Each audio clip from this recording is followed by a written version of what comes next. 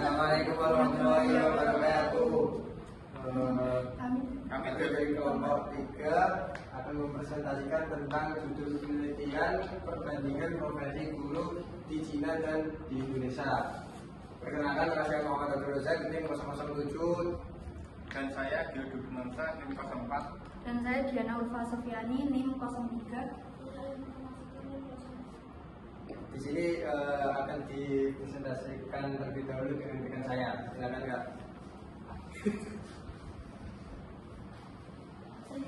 Kak.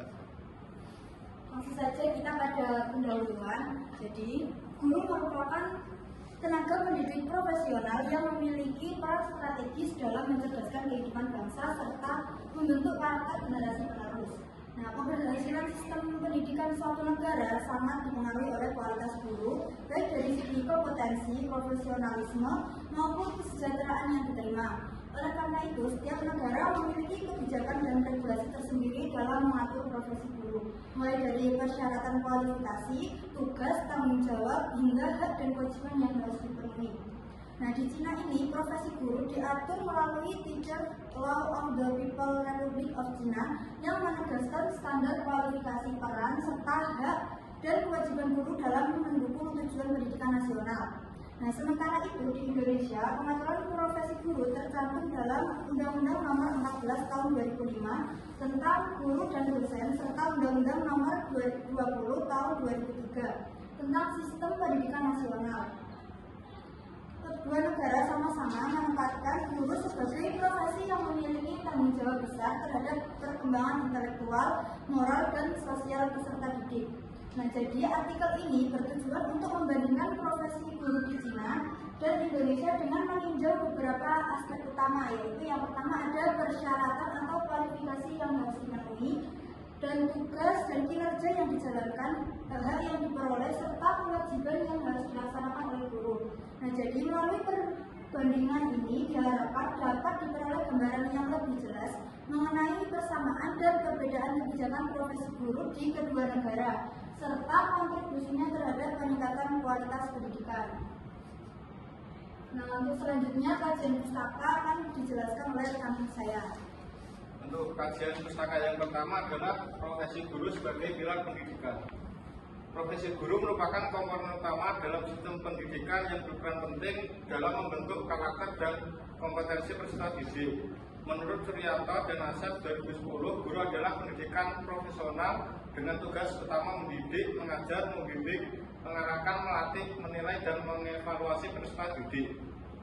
Di Indonesia, profesi guru diatur dalam Undang-Undang Nomor 14 Tahun 2005 tentang guru dan dosen, yang menegaskan bahwa guru harus memiliki kualifikasi akademik minimal S1 dan sertifikat pendidik. Yang kedua, regulasi profesi guru di Indonesia. Undang-Undang Nomor 14 Tahun 2005 dan Undang-Undang Nomor 20 Tahun 2003 tentang Sistem Pendidikan Nasional menjadi dasar hukum utama dalam pengelolaan profesi guru di Indonesia. Guru diwajibkan memiliki 4 kompetensi utama. Yang pertama pedagogi, yang kedua kepribadian sosial, dan yang terakhir profesional. Selain itu, guru berhak atas penghasilan yang layak, pengembangan profesi, dan perlindungan hukum. Yang ketiga, regulasi profesi guru di Cina. Di Cina, profesi guru diatur dalam Teachers Law of the People Republic of China pada tahun 1993 yang menetapkan standar kualifikasi, hak, dan kewajiban guru. Guru di Cina harus lulus ujian kualifikasi dan menjalani pelatihan profesional secara berkala. Pemerintah Cina juga menekankan pentingnya moralitas dan ideologi dalam praktik pendidikan sejalan dengan tujuan negara dan membentuk warga negara yang berkarakter dan berintegritas pada tahun 2012. Dan yang keempat, perbandingan internasional profesi guru. Menurut laporan UNESCO pada tahun 2016, perbandingan profesi guru antar negara penting untuk memahami praktik terbaik dalam pengembangan pendidikan. Faktor-faktor seperti pelatihan, kesejahteraan, dan otonomi profesional sangat mempengaruhi kualitas pengajaran.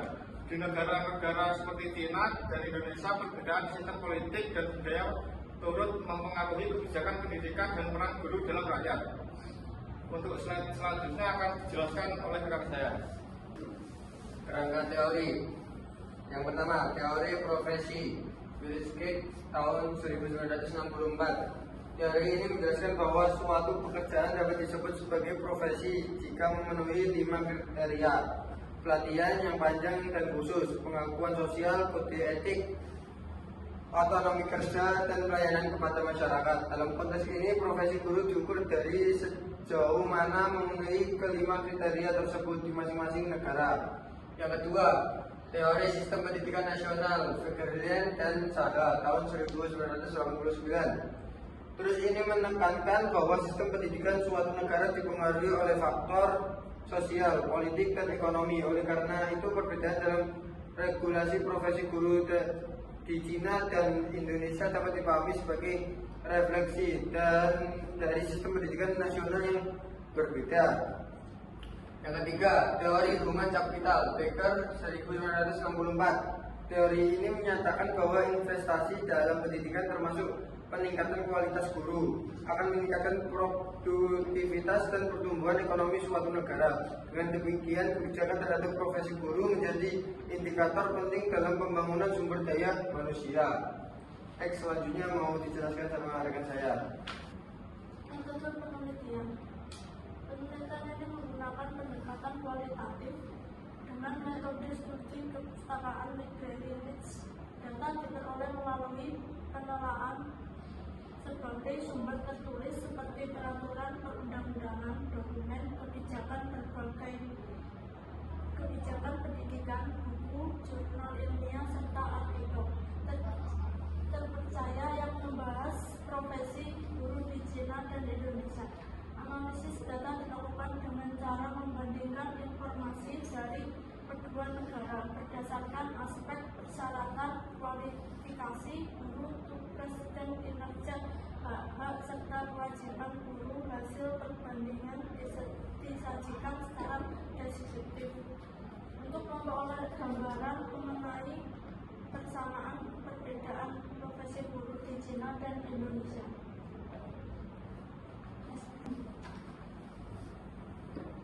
Selanjutnya yaitu hasil dan pembahasan. Yang pertama ada persyaratan dan kualifikasi profesi guru.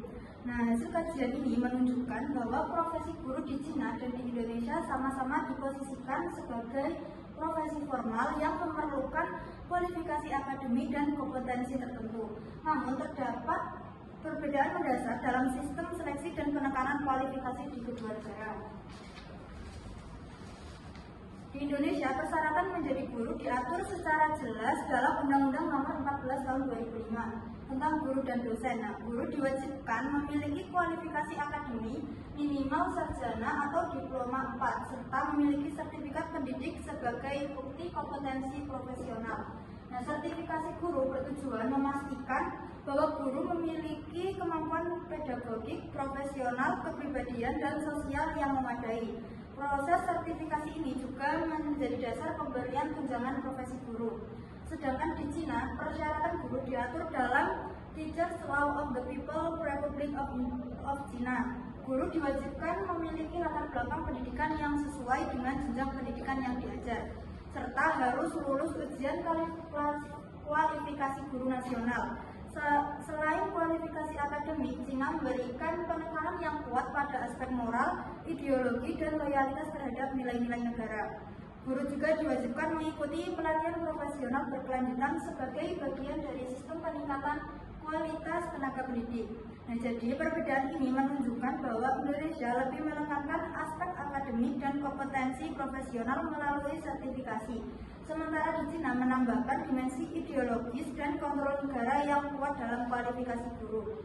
Hal ini mencerminkan perbedaan sistem pendidikan nasional sebagaimana dijelaskan dalam teori sistem pendidikan nasional. Yang kedua ada tugas dan kinerja guru. Tugas guru di Indonesia dan Cina pada dasarnya memiliki kesamaan, yaitu mendidik, mengajar, membimbing, melatih, serta menilai dan mengevaluasi peserta didik. Guru di Indonesia bertugas merencanakan pembelajaran, melaksanakan proses belajar mengajar, menilai hasil belajar, serta membimbing peserta didik agar berkembang secara optimal baik secara akademik maupun karakter. Di Indonesia, guru juga dituntut menciptakan suasana pembelajaran yang aktif, kreatif, inovatif, dan menyenangkan. Guru memiliki ruang otonomi dan memiliki metode dan strategi pembelajaran selama sesuai dengan kurikulum nasional. Kinerja guru dinilai melalui berbagai instrumen seperti penilaian kerja guru, supervisi akademik, serta hasil belajar peserta didik. Sementara itu, di Cina, tugas guru tidak hanya berfokus pada aspek akademik, tetapi juga mencakup pembentukan moral, disiplin, dan ideologi peserta didik. Guru diwajibkan melaksanakan kurikulum nasional secara ketat dan mengikuti arahan pemerintah pusat maupun daerah.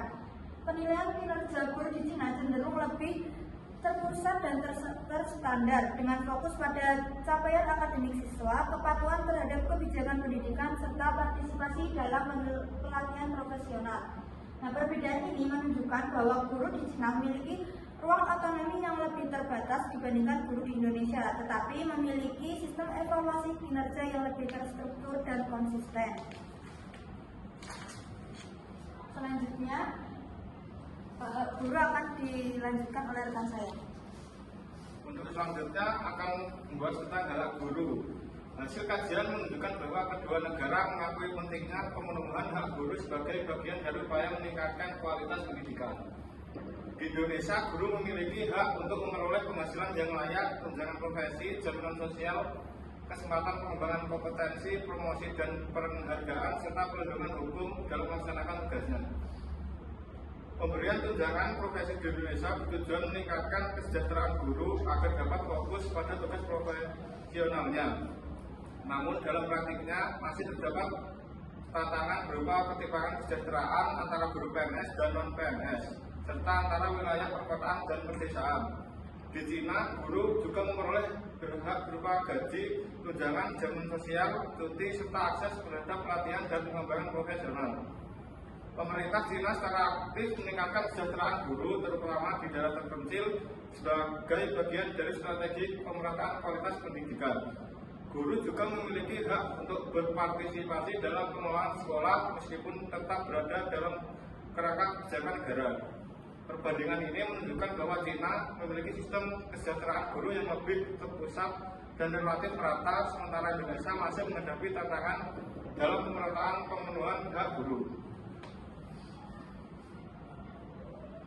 Kewajiban guru. Kewajiban guru di Indonesia meliputi perencanaan dan pelaksanaan pembelajaran yang bermutu, penilaian hasil belajar, peningkatan kompetensi secara berkelanjutan, serta menjunjung tinggi kode etik, profesi, dan peraturan perundang-undangan.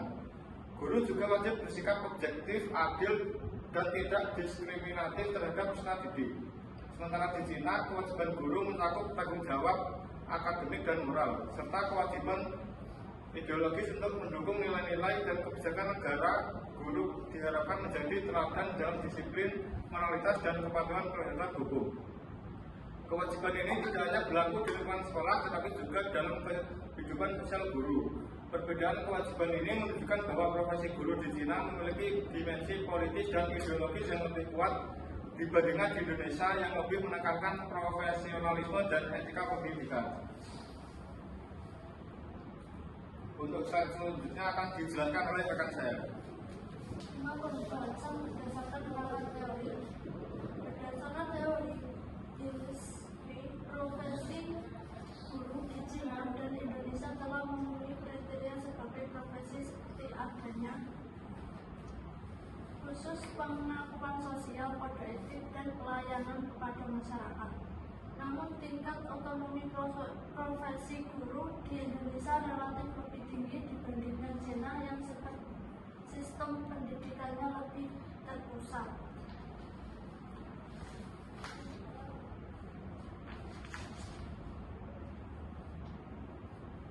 Ditinjau dari teori sistem pendidikan nasional, perbedaan kebijakan pendidikan profesi guru di kedua negara merupakan refleksi dari perbedaan sistem sosial dan politik. Cina dengan sistem pemerintahan sentralistik menerapkan kontrol yang kuat terhadap profesi guru, sementara Indonesia sebagai negara demokratis memberikan ruang profesional yang luas. berdasarkan teori human capital inventaris Cina dalam peningkatan kualitas dan kesejahteraan guru menunjukkan strategi jangka panjang dalam pembangunan sumber daya manusia. Indonesia juga bergerak ke arah yang sama meskipun masih menghadapi tantangan dalam peningkatan kesejahteraan guru. Kesimpulan, profesi guru di Cina dan Indonesia sama-sama dipandang sebagai profesi strategis yang memiliki peran penting dalam meningkatkan kualitas pendidikan dan pembangunan sumber daya manusia. Kedua negara memiliki regulasi yang jelas mengenai persyaratan atau kualifikasi, tugas dan kinerja hak serta kewajiban guru di Indonesia. Persyaratan menekankan kualifikasi akademik minimal S1 atau di D4 dan sertifikasi profesional. Sedangkan di Cina, selain kualifikasi akademik, terdapat penekanan pada moral, ideologi, dan pelatihan profesional berkelanjutan. Dalam hal tugas dan kinerja guru, kedua negara memiliki tanggung jawab pedagogis serupa. Tapi guru di Cina juga diwajibkan menanamkan nilai-nilai ideologis dengan negara dengan pengawasan lebih terpusat, sementara guru di Indonesia memiliki otonomi lebih besar dalam metode pembelajaran. Terkait hak dan kewajiban, Cina menyediakan sistem kesejahteraan dalam pelatihan yang terpusat dan relatif merata, sedangkan Indonesia masih menghadapi tantangan pemerataan kesejahteraan, tetapi menekankan profesionalisme dan etika pendidikan secara keseluruhan. Perbandingan ini menunjukkan bahwa kebijakan profesi guru dipengaruhi oleh sistem pendidikan, politik, dan budaya masing-masing negara dan dapat menjadi bahan pembelajaran untuk meningkatkan kualitas pendidikan di Indonesia maupun Cina.